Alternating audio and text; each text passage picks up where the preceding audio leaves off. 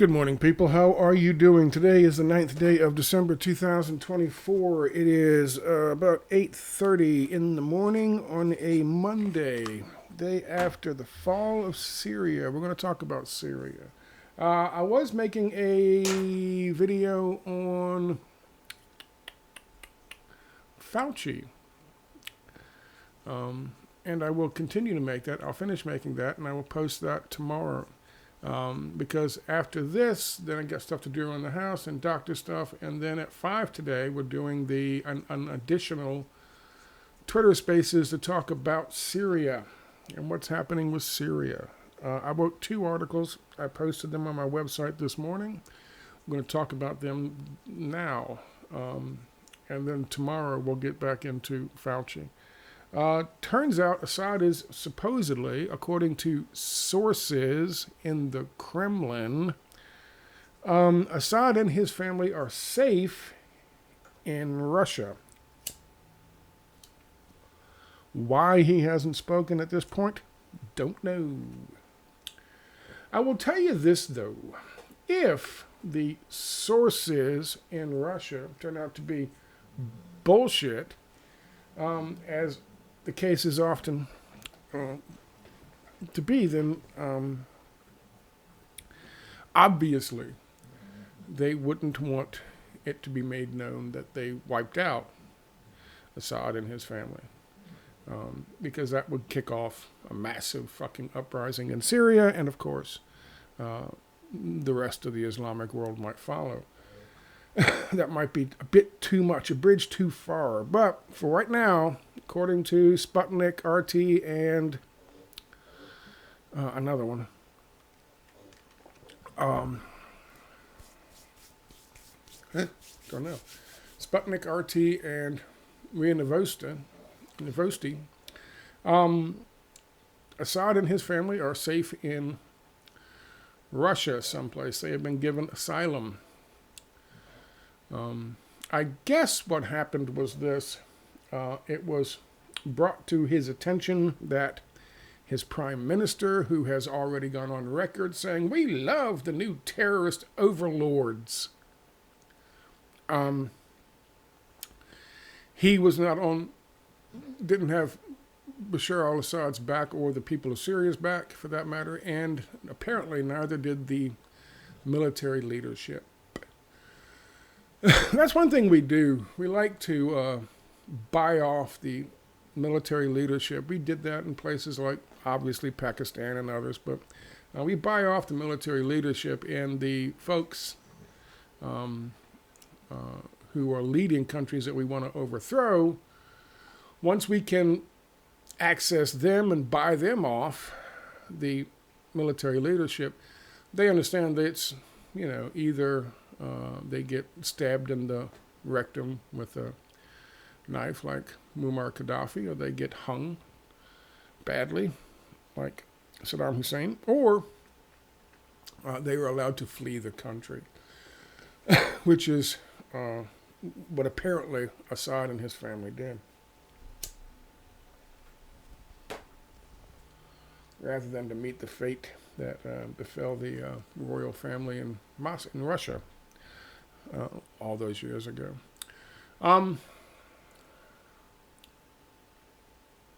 What does this mean?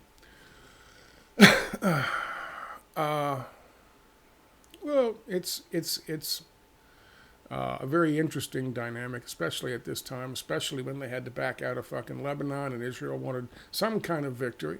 Of course, Bibi Netanyahu took a victory lap. So too did Joe Biden on this. Even though, as Joe Biden, quote unquote, cheers for the Al-Qaeda overthrow in Syria, he's kind of tentative in terms of, well, we don't know exactly, are they going to live up to what they say or not? So we got to kind of watch and see what they do and not what they say. You can call them al-Nusra, you can call them al-Sham or Harir Terror Sham, or whatever the fuck they're called now, HTS. You can call them whatever you want. It's Al-Qaeda. The guy, their leader, who was lionized on CNN for 20 minutes 2 days before this all happened, almost as if they knew it was happening. The guy who was being interviewed, the leader of HTS, in 2002, late 2002, early 2003, was a Al-Qaeda operative. I guess I don't have to remind you that it's illegal to provide aid and comfort to any member of Al-Qaeda in this country, because they are still listed as terrorists, and there's still a $10 million reward on the head of the guy that the CNN interviewer sat down with, wearing a thing over her head so as not to offend his sensibilities. A man who, back in the day in Syria, fired fucking what they call hell cannon rockets, which were just basically propane tanks filled with chlorine gas or whatever. We sent them into civilian areas to kill women and children. She didn't want to offend his sensibilities. He also claims, part of his resume, is that in 2003, when the U.S. invaded illegally Iraq, he says he fought against the United States and killed U.S. soldiers. And so a CNN fucking reporter could get that important report showing how, this guy is actually an okay guy overthrowing a brutal regime in Syria. This is the guy that she sat down with to promote. A guy, by the way, who's supposedly with the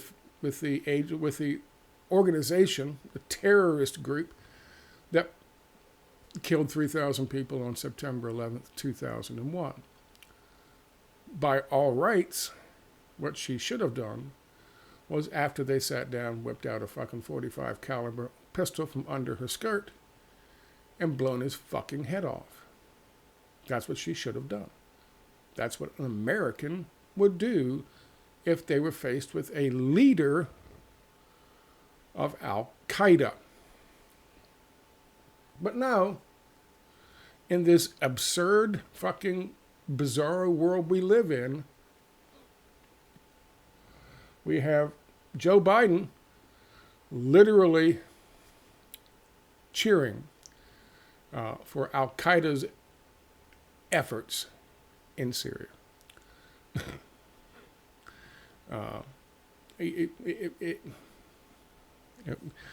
In Ukraine, we back Nazis. In Palestine, we support the Israelis who are currently committing genocide and ethnic cleansing. And of course, in Syria now, we literally are backing Al-Qaeda, which is illegal. What she should have done was shot him and killed him, and then made her way out. And if she made her way out, gone straight to Washington, straight to the, is it a Hoover building? And opened the door, walked in, sat down in front of the reception counter and said, I want my $10 million. Because the bounty is still active. That's what you get if it wasn't an absurdist world that we live in. Let's take a look at some of the information I got for you for the videos, for the articles today, this morning. Here you go. There you go. Celebrations. There you go. All military age contractors working for the United States. Terrorists. People who have killed women and children don't give a shit. Terrorists. Looking to... Now they're going to be looking to move here, to your neighborhood, because they did their time. They served in the military, in the CIA, DIA, NED State Department military as terrorists, as a proxy army, as an example of our irregular warfare campaigns, and they've successfully overthrown Syria. And now they're going to chop it up into little pieces. That's what they're cheering for. That's what CNN's cheering for. That's what Biden is cheering for. This is remarkable. And the flag that they like to fucking wave around with the 3 stars on it and the different colors, the flag that they like to wave around is actually a flag from the old French colonial days in Syria. Just so you know, that's where we are. It is remarkable. So, according to the BBC, Sputnik, and RT, Russian Foreign Ministry has confirmed from sources that Bashar al-Assad has stepped down as Syrian president and left the country following negotiations with armed opposition groups amid the fall of Damascus to Islamist forces. Islamist forces. Assad and his family have now arrived in Moscow and have been granted asylum. Russian officials, anonymous Russian officials, have confirmed. That's from RT. Let's jump over to this real quick. This is Mohammed al-Jalani. This is the guy CNN lionized for days before they swept uncontested into Damascus. He is still wanted for a $10 million reward. He is a wanted terrorist who has killed civilians in Syria and elsewhere, and also claims to have killed U.S. servicemen in Iraq. Biden took a moment to cheer this man's efforts. For the record, this guy belongs to a group supposedly did this a couple of years ago. Just saying. Biden claimed he is looking for a way to work with these guys. Is that legal, by the way?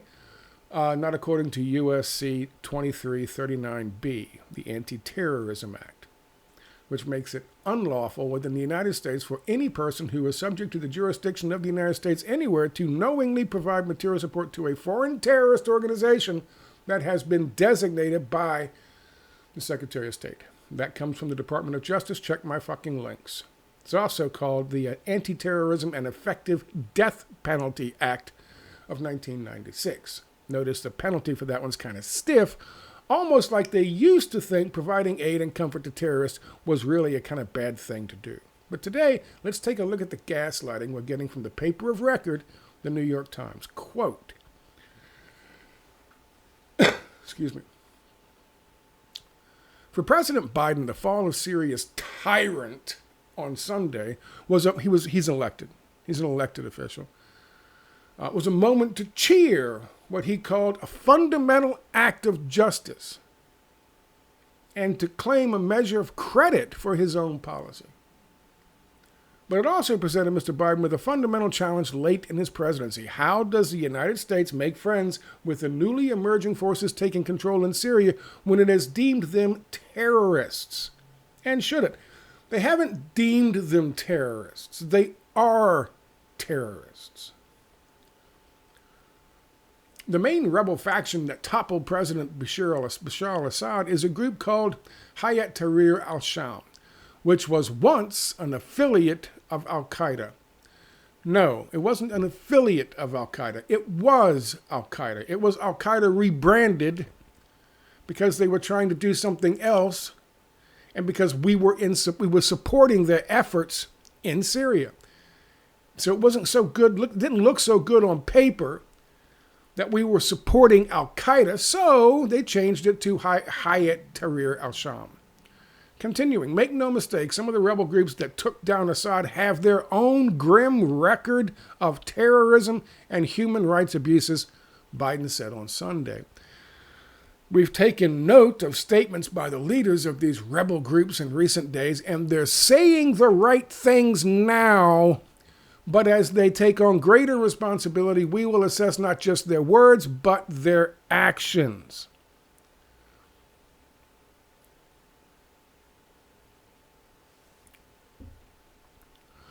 The people supposedly responsible for doing this are saying the right things now. I want you to understand that. That's what Biden said in his interview. The people responsible for doing this are saying the right things now.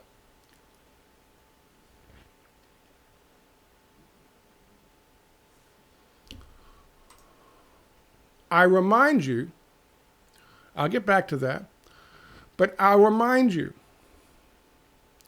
makes it unlawful within the United States for any person who is subject to the jurisdiction of the United States anywhere to knowingly provide material support to a foreign terrorist organization that has been designated by the Secretary of State. It says nothing about unless they're saying the right things now. That doesn't factor in to 18 U.S. Code 2339B, a.k.a. the Anti-Terrorism and Effective Death Penalty Act of 1996. Nowhere in there does it mention saying the right things now. Okay? This is what they did. This is what they've been blamed for. This is what the officials say they did. This is what Biden says they did. But it's okay because they're saying the right things now. As they dance around with their fucking AKs, all middle-aged, all military-aged guys, just so happy that this is going to punch their ticket to get a fucking pass to come into the United States and become your next door neighbor. Because that's part of the deal the CIA, the DIA, the State Department, National Endowment for Democracy, that's part of the deal our special operations teams presents them with. They might even have it in contract form. Continuing, Biden, quote, "We're clear-eyed about the fact that ISIS will try to take advantage to any vacuum that's in reestablished in its capacity to create a safe haven. We'll not let that happen. To that end, Mr. Biden authorized U.S. airstrikes on Sunday against, quote, Islamic State camps and operatives inside Syria. A swarm of B-52s, F-15s, A-10 warplanes hit more than 75 targets in central Syria with about 140 munitions, according to U.S. officials." End quote. For the record, we're not bombing ISIS. We never have. We watched them cruise around on what looks to be like our white Helix trucks from one town to the next, clearing the way for the glorious Kurds to come in and set up shop. I want to make that perfectly clear. When we said we were bombing ISIS in Iraq, we were bombing the General Military Councils of Iraqi revolutionaries. What's that? That was the Baathists. That was the Iraqis who wanted to take their country back. We couldn't say that under the Obama administration. Captain Peace Prize, with his stupid bling hanging over his fucking neck. No. He was the progressive change. We had to bomb those guys so we could keep fucking Iraq for our national interests. So, we had to make up something. ISIS. Fake beheading videos. Oh my God, they're beheading someone again, pretending to behead somebody again. You remember those? It was so obvious after a while, and the internet had. This is why they want to fucking neuter the internet. Their bullshit, fake goddamn beheading videos were just torn apart by myself and many others. In Japan, they had a contest. See if you can make a faker fucking video than ISIS can make. And so I entered the contest. I did. I didn't win, but I did. I had ISIS juggling babies. That was a good one. And ISIS beheading Santa. They should have won. The juggling babies thing was brilliant, actually. But here's the deal. We don't bomb ISIS. We never have. We watch their convoys. We have pictures of their convoys. While we have drones overhead, convoys of them holding the ISIS flags, white Helix trucks, used by our special operations guys, and given usually to our proxy armies. The white Helix trucks driving all over fucking Syria. Just bomb them. There they are. There's all of them right there. They're in a big row. Bunch of white trucks out in the fucking, going from one town to the next. No. At one point in time, it was our fucking, before we give them the fucking trucks, it was our policy to, once they went into a town, usually east of fucking the Euphrates, we wanted to bust off that for the oil and greater Kurdistan. When they would go into a town and finish driving the Syrians out who were loyal to Syria, when they would go in there and do that and kill and rape and plunder and chase people out and make all these fucking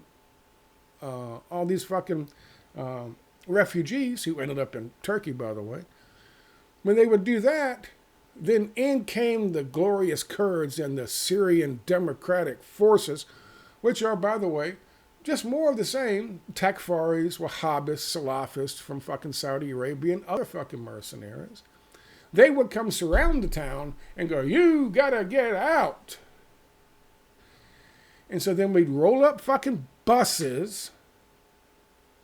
We'd put ISIS on the buses, who would then drive them to the next fucking town, where they would drop them off outside the next town, and they would pick up. There's videos of us accidentally dropping supplies via air to ISIS.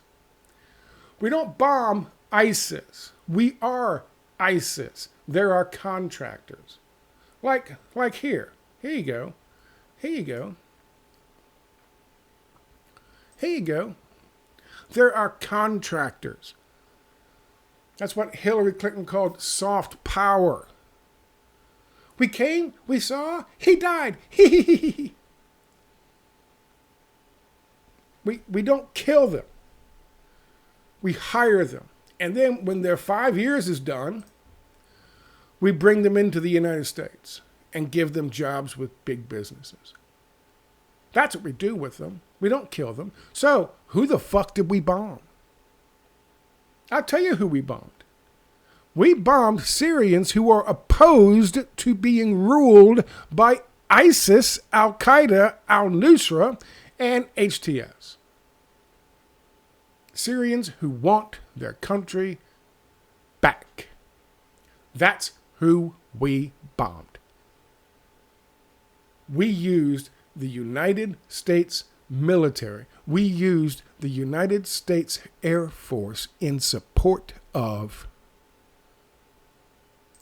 the people who did that.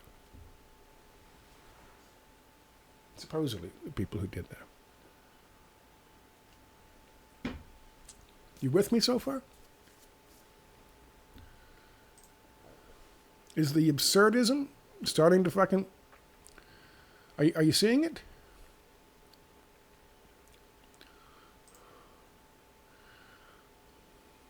Quote, rebels from the CIA-sponsored Turkish-backed Free Syrian Army proudly told the Israeli military media that they want to create a new pro-Israel regime in Damascus. From Ben Norton. Turkey does not support the Free Syrian Army or the Syrian Democratic Forces. Turkey will not take one pebble of Syrian fucking soil. This is bullshit that has been bullshit for quite some time. The funny thing is, as he says that, he posts this. Ben Norton does. Nowhere in this fucking thing from the Times of Israel does it talk about fucking Turkey's support of the fucking Free Syrian Army or the Syrian Democratic Forces. Nowhere. So, he just makes that shit the fuck up. Ben Norton does.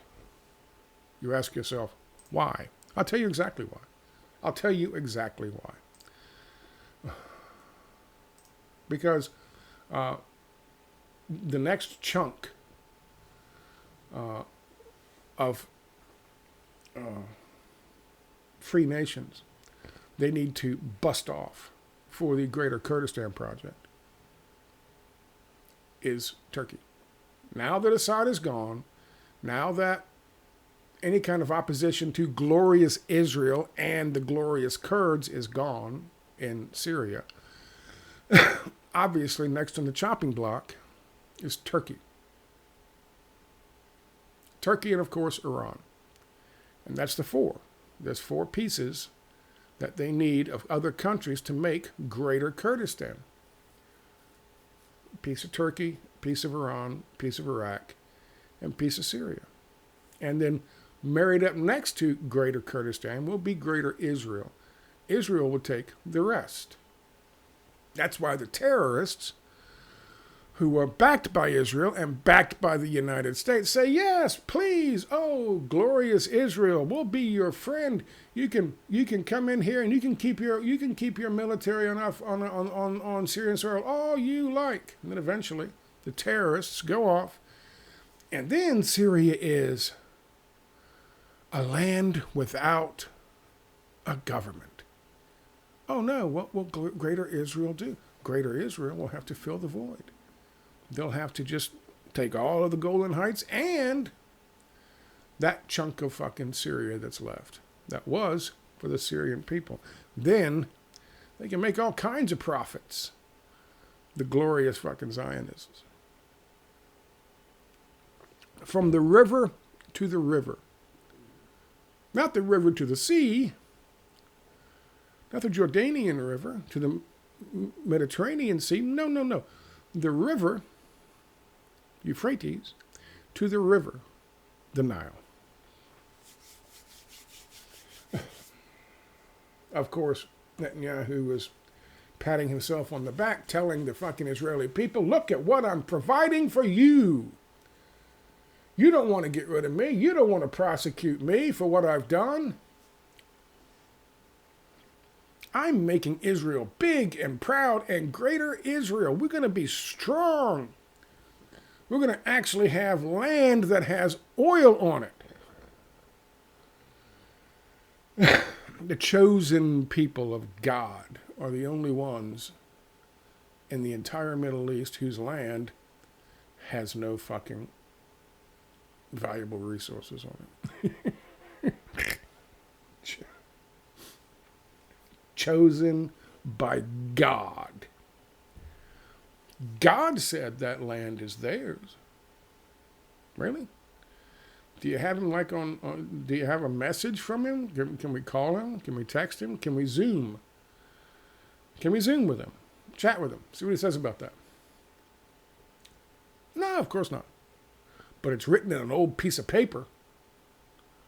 Written by who? God?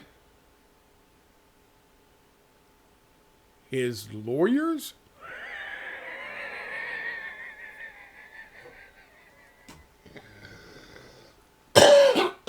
God says I get fucking Tom Brady's house. I got an old piece of paper somewhere. It said it on there.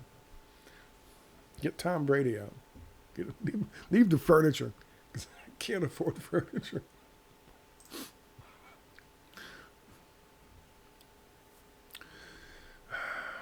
Let me continue for this. Just because Al-Qaeda rebranded themselves into al-Nusra or ISIS or Hayat Tahrir al-Sham doesn't mean it's not still Al-Qaeda, and it doesn't mean it makes any difference when it comes to U.S. laws regarding providing comfort to terrorists. But see, we use terrorists to overthrow leaders we don't like Bashar al-Assad, for instance. It's called irregular warfare or unconventional warfare. We do it all the time, which makes moments like these kind of sticky for the leaders when it happens. Now here's quotes on that. There's links to that right there. You can go to that. We have to be gaslit by publications like the New York Times and media giants like CNN in order to kind of passively accept it without freaking out. Events like these present us with some sketchy moments at best, though. Remember this one when Hillary Clinton went down to Libya to congratulate the terrorists we used to overthrow and kill a beloved leader of the country. And of course we have this. These are godless, soulless creatures, by the way. These are people who don't believe that there is a right or a wrong. There is just what we do and how we profit from it. And they look down on us. People like Hillary Clinton look down on us. People like us who believe in things like the human condition, believe that there are rules by which we do this thing called life. These people reject that. Like most sociopaths.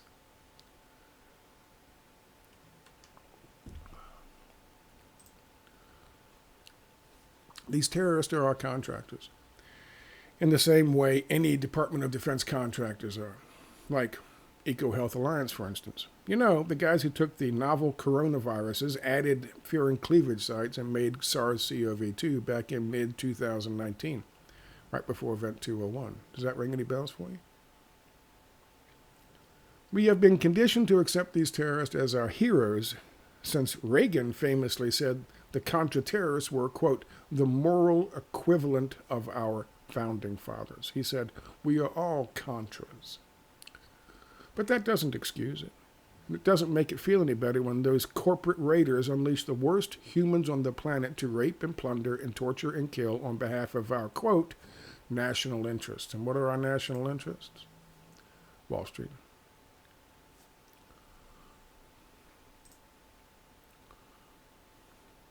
So Biden stands with Al-Qaeda terrorists today. Rebranded or not, that's who they are. But that doesn't mean we have to.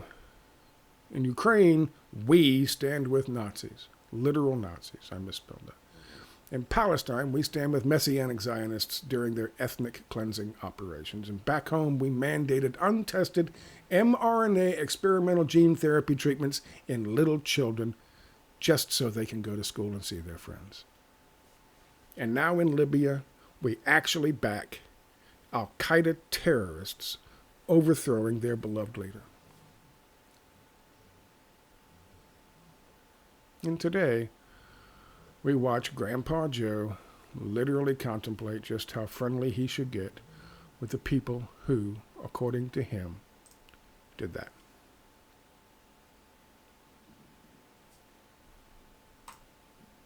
I guess what Dick Cheney said, when Dick Cheney said we're all going to have to walk on the dark side for a while, this is exactly what he meant.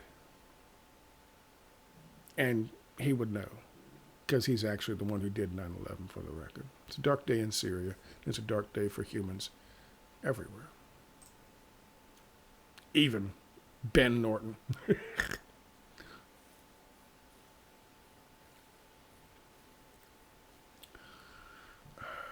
I don't know what's going to, what has become of Assad.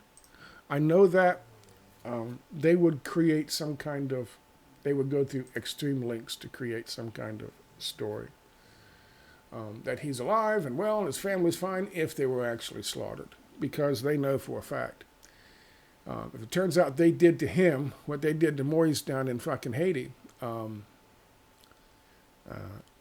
that would kick off. That would be the final story. It may already be because people already know. People know. These aren't the opposition. The rest of the world knows these aren't opposition. This isn't the opposition. It's not a political party. These are proxy terrorists, our fucking irregular army, our terrorists that we hire and we use to overthrow leaders that don't agree with us or don't like us, that don't suit the interests of our national interests. The rest of the world understands that. We don't. We don't want to. See no evil, hear no evil, speak no evil. We don't want to know it. Just like we don't want to know 16,000 children have been slaughtered viciously and painfully and mercilessly by our friends in the Middle East, the glorious Israelis. We don't want to know it. We don't want to know it. Put our fingers in our ears, hum real loud, walk past the fucking graveyard. We are becoming a nation of absurdists.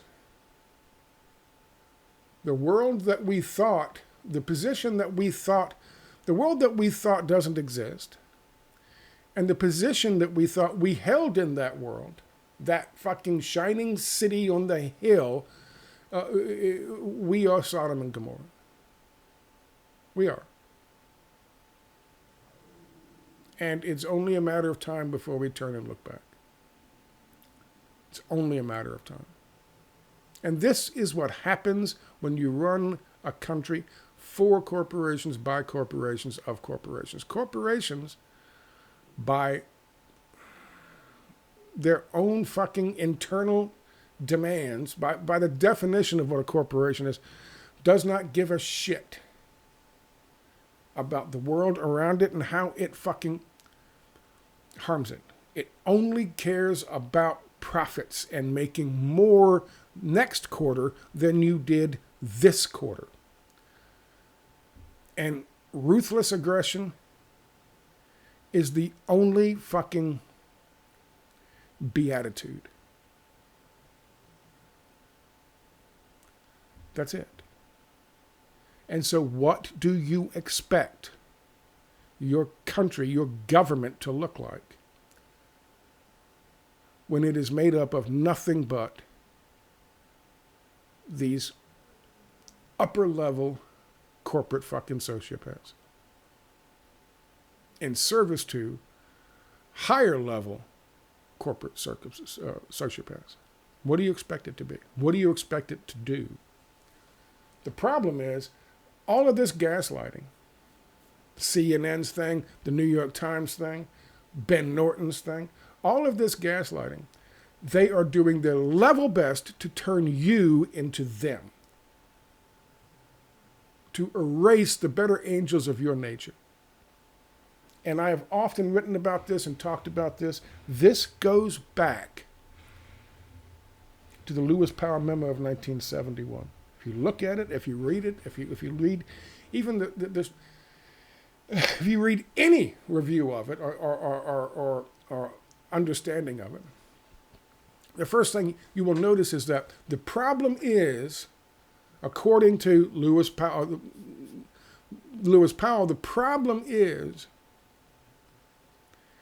that back in the day, there was the civil rights movement, there was the women's rights movement, there was the anti-war fucking movement, there was the union movement, there was the poor people's movement. Fuck all that. What are you talking about? You care about women, you care about civil rights, you care about fucking working class people, you care about fucking living conditions of average working people. Fuck you. That's not in our interests, said Lewis Powell in this memo written to somebody from the U.S. Chamber of Commerce. We've got to work together to change the media, to change the education system, to change the political structure, to create the Libertarian Party. We have to do these things to create, they created right after that, the World Economic Forum.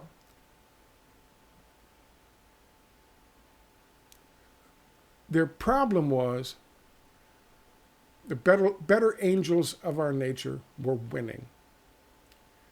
They were losing. They needed to restructure America, restructure the education system, restructure the fucking media, restructure the entertainment, restructure the music industry, to turn people into them.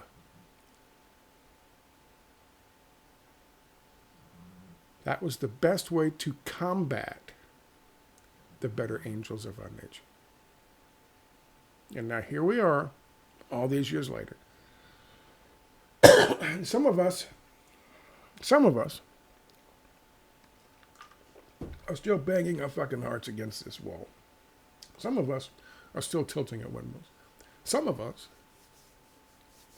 Camus would call, have chosen, of the three options, denial, submission, and of course, rebellion, some of us have chosen rebellion.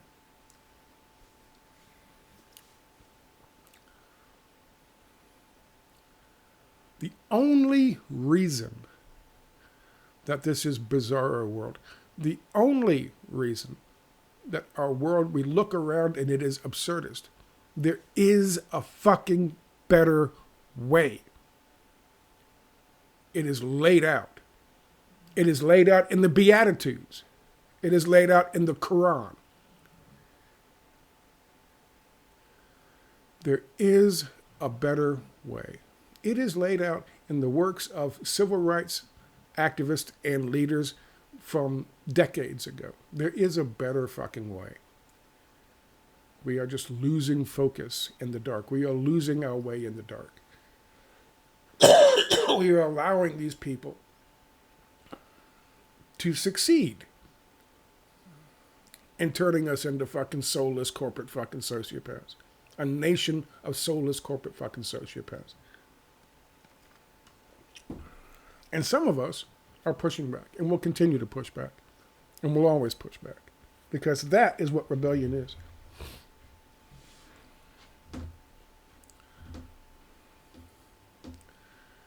It's like, I saw someone talking about Stalker 2, and he explained it this way. I made a fucking cough button, and I forgot what the button is. He explained it this way.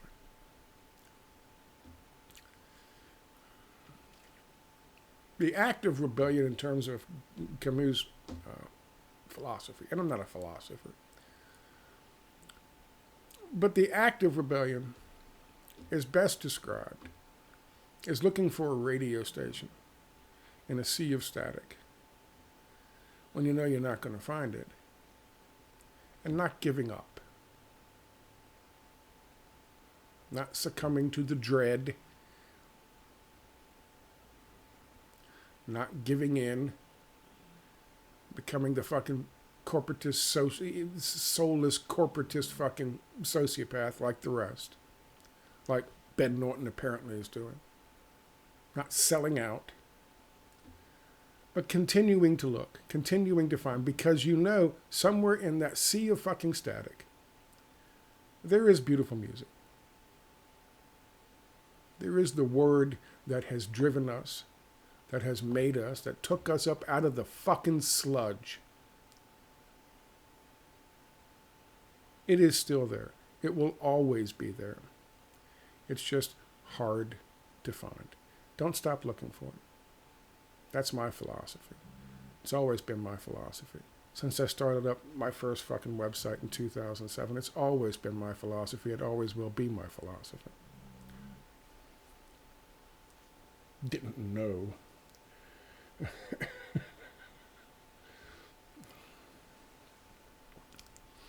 But that's where we are.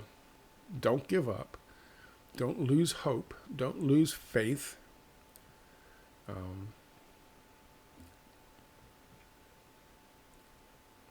It is, in all reality, an act of desperation on their part. They're not going to get what they want in fucking Palestine. They're not getting what they want in Lebanon. They grabbed something in desperation. A win for the Chicago boys and the fucking Harvard boys and the Zionists and the Israelis. They got themselves a little fucking prize, a little win in the dark fucking recesses of the storm that they are also facing. But they will lose. There is no doubt. I might not live to see it. You might not live to see it, but they will lose. Because the better angels of our nature are not going to go quietly into that good night. They never have, and they never fucking will. Keep your head up, folks. Thanks for your time.